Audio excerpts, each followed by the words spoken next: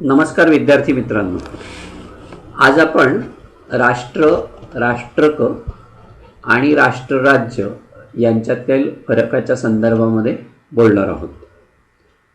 राज्य ही संकल्पना ज्या पद्धतीनं राज्यशास्त्रामध्ये तिच्या बाबतीमध्ये अनेक मतमतांतर होती, तशाच पद्धतीनं राष्ट्र या संकल्पनेच्या बाबतीत सुद्धा राज्यशास्त्राच्या अभ्यासकांमध्ये अनेक मतमतांतर असलेली आपल्याला साधारणतः दिसतात. राष्ट्र, राष्ट्रीयत्व किंवा राष्ट्रवाद या ज्या काही संकल्पना आहेत, या संकल्पना अत्यंत सैलपणानं आपण दैनंदिन व्यवहारामध्ये वापरतो आणि त्यामुळे त्यांच्या ठिकाणा म्हणजे त्यांचं एकंदर जे स्थान आहे त्या स्थानाच्या बाबतीतलं शास्त्रीय काटेकोरपणा जो आहे तो कमी होऊन अर्थाची निश्चितताही जवळपास नष्ट झाल्यासारखी परिस्थिती आहे. आणि नेहमीच्या संवादात तर सोडाच, पण राज्यशास्त्रीय लिखाणामध्ये सुद्धा या संकल्पनांचा नेमकेपणानं उपयोग केला जात नाही, हे आजचं वास्तव असलेलं आपल्याला साधारणतः दिसतं. आणि त्यामुळे मग राष्ट्र म्हणजे नेमकं काय, राष्ट्रीयत्व म्हणजे नेमकं काय, राष्ट्रवाद कशाला म्हणायचं, ह्या सगळ्या ज्या संकल्पना किंवा या संज्ञा ज्या वापरल्या जातात त्याच्याबद्दलची अर्थभिन्नता जी आहे ती मोठ्या प्रमाणावरती निर्माण झालेली आपल्याला साधारणतः दिसते.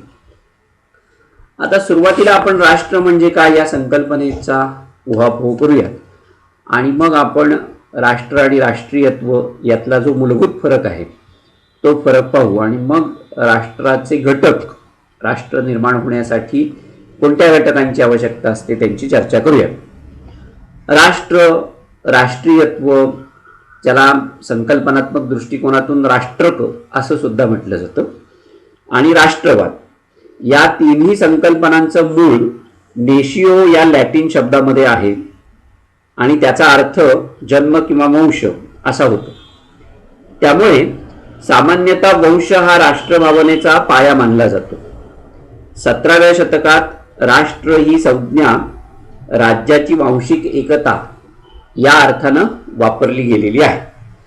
फ्रेंच राज्यक्रांती जी होती त्या राज्यक्रांतीनंतरच्या काळात राष्ट्र या संकल्पनेद्वारे मुख्यत्वे जनसमूहाची किंवा लोकभावनेची राष्ट्रभक्ती सूचित होत होती.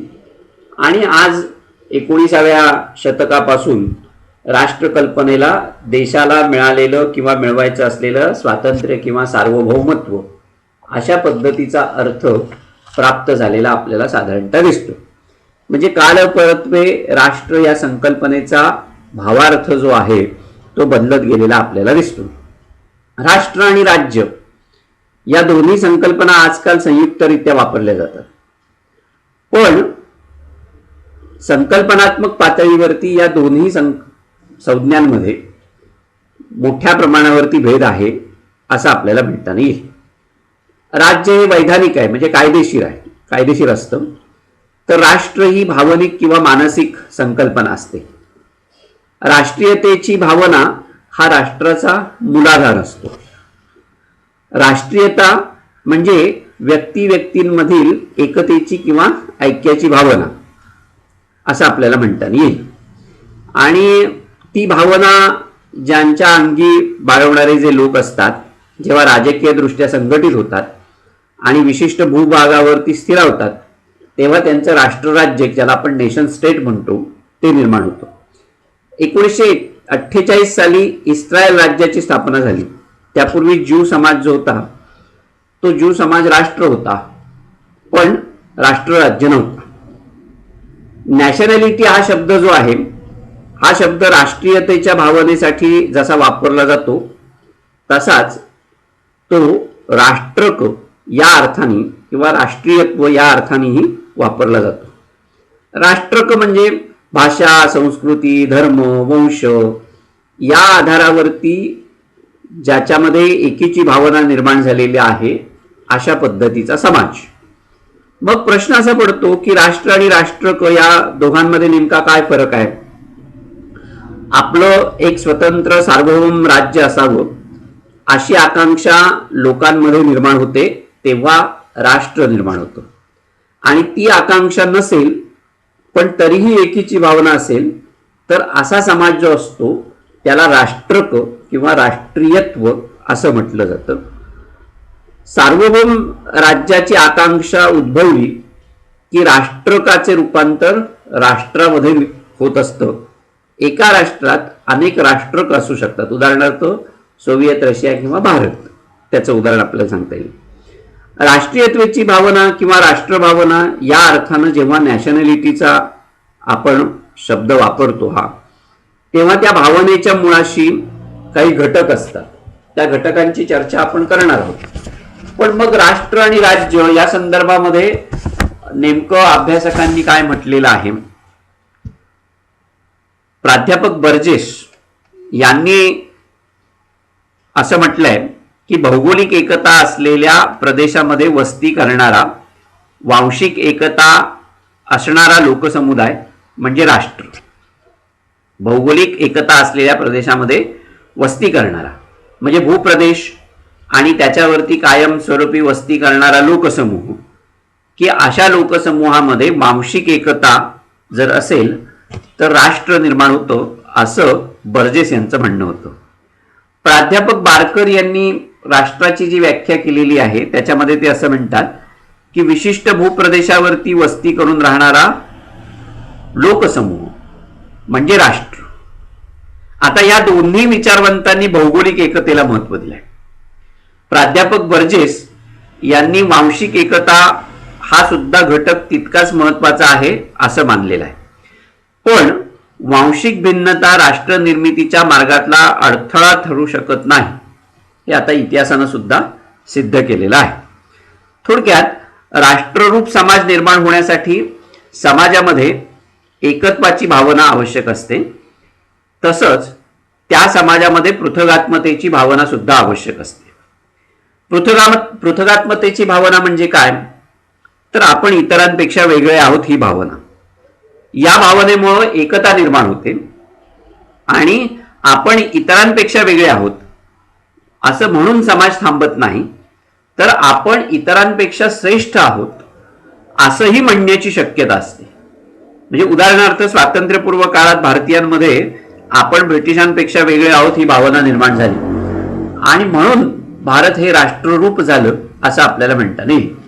स्वातंत्र्यापूर्वी भारत हे राष्ट्र नव्हतं किंवा ब्रिटिश भारतात येण्यापूर्वी भारत नावाचं राष्ट्र अस्तित्वामध्ये नव्हतं. ते अनेक संस्थानांमध्ये अनेक राज्यांमध्ये विभागलेला हा देश होता. पण ब्रिटिशांचा एकछत्री अंमल सुरू झाल्यानंतरच्या कालखंडामध्ये वसाहतिक धोरणांना कंटाळलेले लोक एकत्र आले आणि आपण सगळे भारतीय आहोत अशा पद्धतीची भावना त्यांच्यामध्ये निर्माण झाली. तेव्हाच त्या समाजाला राष्ट्रीयत्व प्राप्त झालं. आणि जेव्हा त्या समाजाला आपण ब्रिटिशांपेक्षा वेगळे आहोत आणि नुसतेच वेगळे आहोत अशातला भाग नाही, म्हणजे पृथगात्मतेची भावना तर आहेच, पण एकतेची भावना आहे की आपण सगळे एक आहोत आणि ब्रिटिशांपेक्षा वेगळे आहोत आणि म्हणून आपल्याला आपलं स्वतंत्र राज्य निर्माण करण्याचा अधिकार आहे. अशा पद्धतीची राजकीय स्वातंत्र्याची ओढ जेव्हा लागली तेव्हाच भारताचं रूपांतर हे राष्ट्रामध्ये झालेलं आपल्याला साधारणतः दिसतं. अर्थात राष्ट्राच्या व्याख्याच्या संदर्भामध्ये विचारवंतांमध्ये एकमत नाही असं मी मगाशी म्हटलं. जर्मन विचारवंत ज्याला राष्ट्र म्हणतात म्हणजे नेशन, त्याला ब्रिटिश विचारवंत राष्ट्रक म्हणजे नॅशनॅलिटी किंवा राष्ट्रीयत्व असं म्हणतात. जर्मन विचारवंत राष्ट्र निर्मितीसाठी एकात्मता आणि पृथगात्मता या दोन गोष्टी महत्वाच्या मानतात.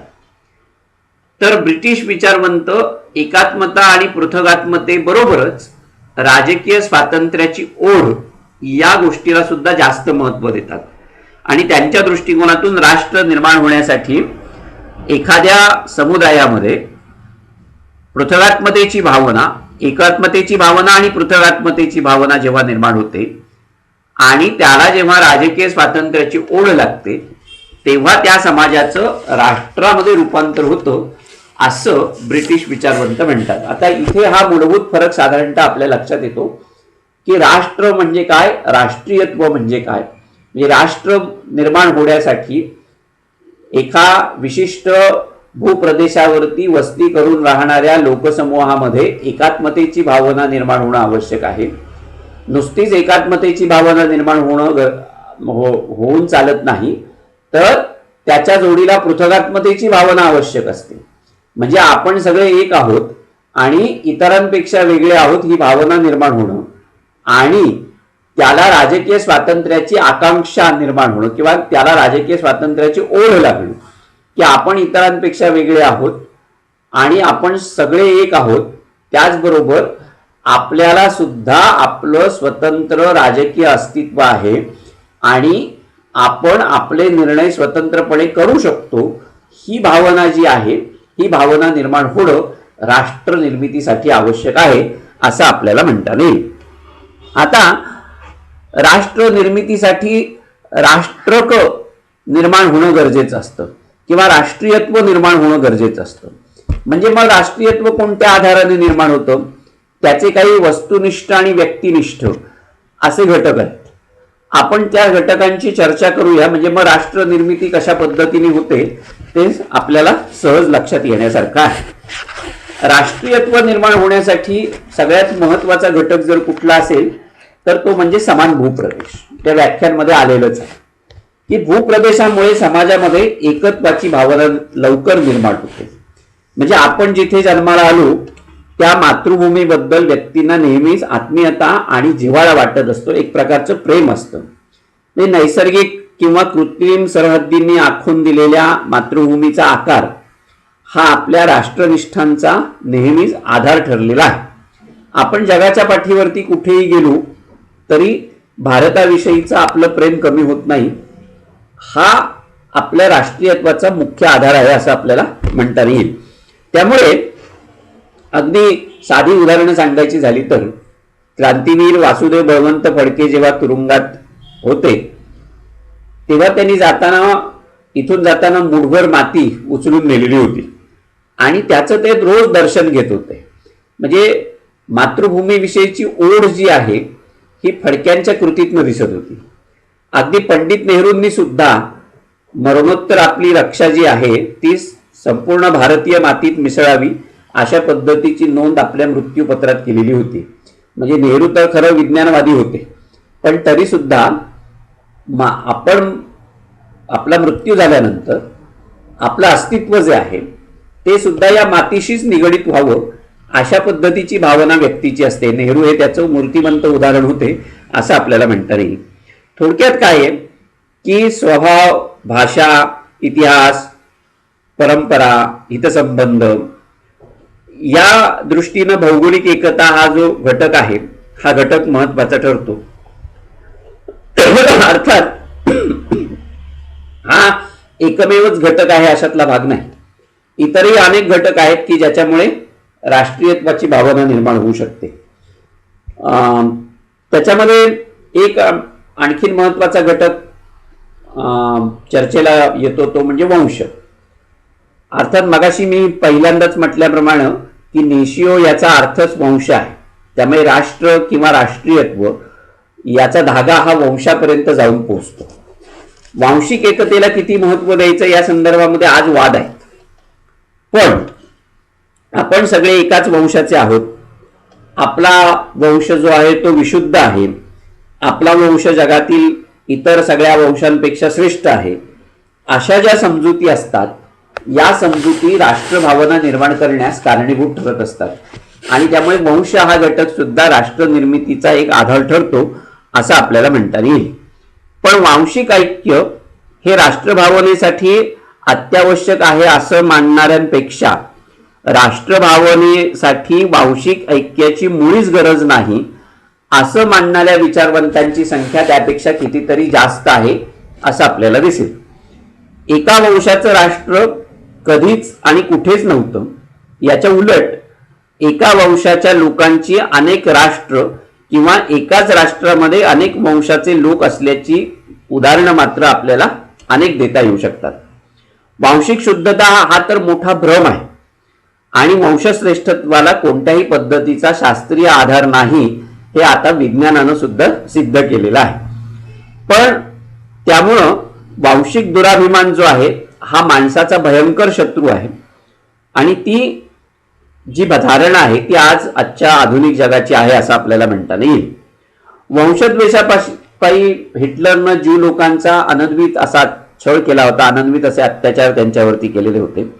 दक्षिण आफ्रिकेमध्ये काळा आणि गोरा असा जो भेद चालतो, वंशभेद, तो सुद्धा जगानं निंदनीय ठरवलेला आहे. अमेरिकेमध्ये सुद्धा निग्रो जातींना किंवा निग्रो वांशिक लोकांना जी वागणूक दिली जाते ती अमानवी अशा पद्धतीची आहे, ही वस्तुस्थिती आहे. त्यामुळे वंश हा घटक जो आहे हा जितका एकात्मता निर्माण करतो तितकाच तो दुही सुद्धा निर्माण करू शकतो. त्यामुळे तो किती प्रमाणामध्ये उपयोगाचा ठरतो याबद्दल साशंकता आहे. पण तरी सुद्धा समान वंश जर असेल तर एकात्मता लवकर निर्माण होते आणि त्यामुळे राष्ट्र निर्मितीला हातभार लागतो असं आपल्याला म्हणता येईल. तिसरा घटक जो आहे तो म्हणजे सांस्कृतिक एकात्मता किंवा सांस्कृतिक एकता, समान सांस्कृतिक वारसा ज्याला आपण म्हणतो तो.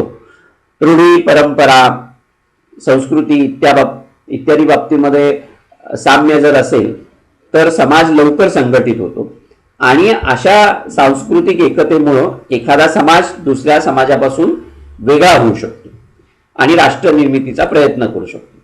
वाङ्मय, कला, गीतं, शास्त्रीय प्रगती, जीवनावश्यक दृष्टिकोन, ह्या ज्या काही गोष्टी असतात या राष्ट्रीयत्वाची भावना बळकट करतात. शेक्सपियर, मिल्टन यांच्या साहित्याने इंग्लंडच्या राष्ट्रवादाच्या जडणघडणीमध्ये फार मोलाची कामगिरी बजावलेली आहे.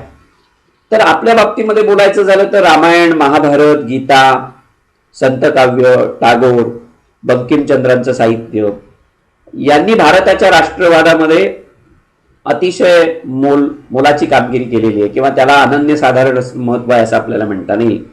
Ramsen Moore, John Stuart Mill यासारख्या विचारवंतांनी सुद्धा सांस्कृतिक एकतेला महत्व दिलेलं आहे असं आपल्याला म्हणता येईल. म्हणजे राष्ट्र निर्मितीसाठी संस्कृती किंवा सांस्कृतिक एकता हा सुद्धा महत्वाचा घटक ठरतो असं आपल्याला म्हणता येईल. धर्म हा सुद्धा घटक जो आहे तो राष्ट्र निर्मितीसाठी महत्वाचा ठरतो असं आपल्याला म्हणता येईल. कारण एकराष्ट्रीयत्वाची भावना निर्माण होण्यासाठी तो पूरक आहे. धर्माच्या रूढी, परंपरा, चालीरीती यातून समाज एकजीव बनतो. एकाच धर्मामुळे मुस्लिम राष्ट्र निर्माण होऊ शकतं हा इतिहास आहे. आधुनिक काळामध्ये मात्र धर्मामुळे राष्ट्रीयत्वाची भावना निर्माण होणं सहज शक्य नाही. कारण धर्माचं पूर्वीचं स्वरूप आज राहिलेलं नाहीये. विज्ञान आणि तंत्रज्ञानानं धर्माला आव्हान दिलंय. आधुनिक राष्ट्र ही धर्माशिवाय भरभराटीला येताना दिसतात. उदाहरणार्थ ख्रिस्ती धर्मामुळे युरोप हे एक राष्ट्र होऊ शकलं नाही.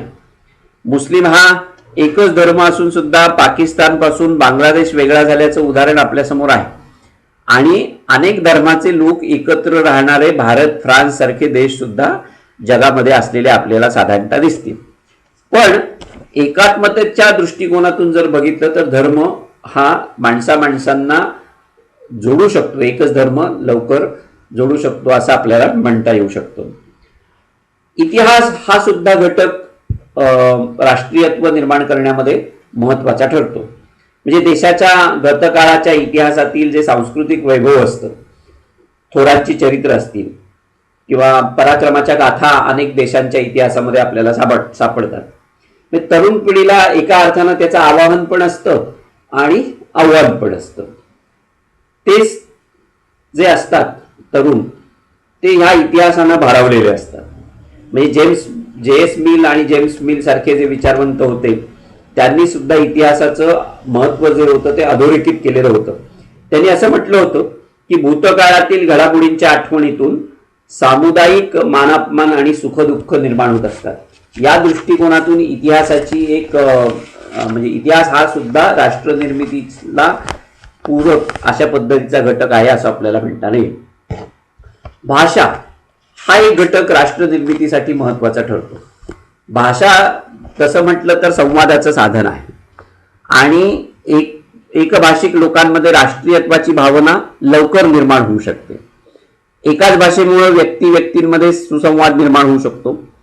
अर्थात या घटकाबद्दल सुद्धा विवाद आहेत, कारण एकच भाषा बोलणारी अनेक राष्ट्र जगामध्ये आढळून येतात आणि अनेक भाषा बोलणाऱ्यांचीही एक राष्ट्र असल्याचं उदाहरण जगामध्ये आहे. स्वित्झर्लंड हे त्याचं उदाहरण आहे, भारत आहे, नायजेरिया आहे. म्हणजे हे जे काही देश आहेत या देशांमध्ये बहुभाषिकता आहे आणि तरी सुद्धा ती राष्ट्र म्हणून जगाच्या नकाशावरती आहेत किंवा त्यांचा टिकाऊपणा जो आहे तो सिद्ध झालेला आहे. त्यामुळे एकच एक भाषा किंवा एकाच एक भाषेमुळे राष्ट्र निर्माण होऊ शकतं हा सुद्धा एका अर्थाने भ्रम आहे असं आपल्याला म्हणता नाही.